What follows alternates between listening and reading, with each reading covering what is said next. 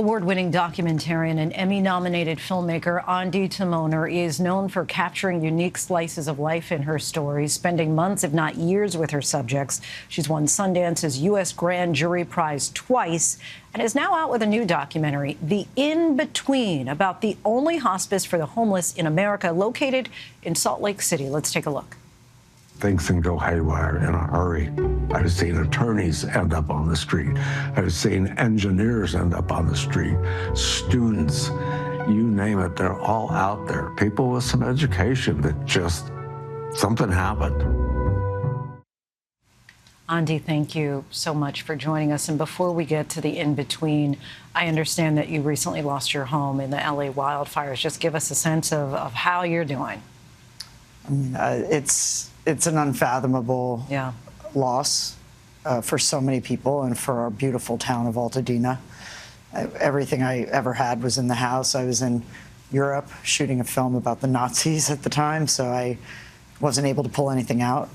So I'm just sort of grappling with the chaos of it and the loss. And you know, of course, having made this film and have so many dear friends who are homeless, to be among them now is something. It feels very, very intense and very scary.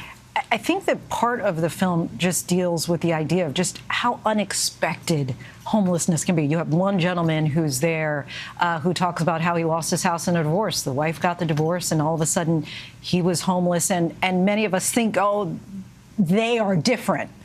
What did you learn about the people who were without a home? Well, I think what is really a unique sort of opportunity with the In-Between, which is the name of the actual place, is that it elevates the people that are in there. They have community. They have a resident council. They go on field trips. They are treated with love and care, and so they're able to really express what it is to be homeless from a very different perspective than I've ever seen in a film before. It's quite an uplifting experience to be there. Like, every time we would go there to shoot, we'd never want to leave. And what I learned is they're just like us, you know? I mean, here I am homeless now as well. It happens in an instant. We see often many scenarios of nursing homes or hospice centers or places, shelters for the homeless, where a bunch of people who live nearby say, not in my backyard. How was the In-Between able to get past all of that? You know, it was a real struggle for them.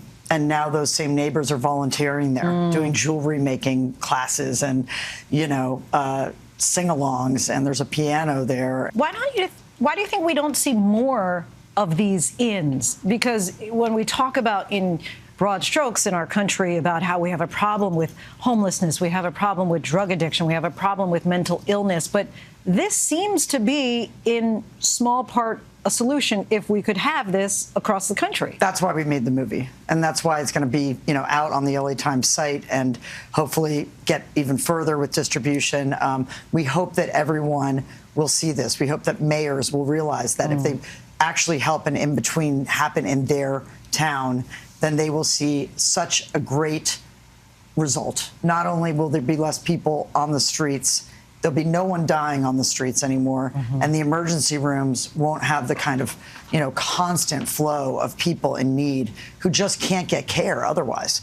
It feels like you're on to something, that they are, and by you magnifying it for the world to see, really, it feels like it does offer some opportunity of hope for us all. I feel like there's such a stigma attached to homelessness, like you talked about, and I hope that this film is such, you know, it's just such a enjoyable experience to watch the film. Ondi, we thank you so much for this, and wishing you personally all the best as well. Thank you so much. Her documentary, The In-Between, features the life stories of residents in the only hospice for the homeless in America. And that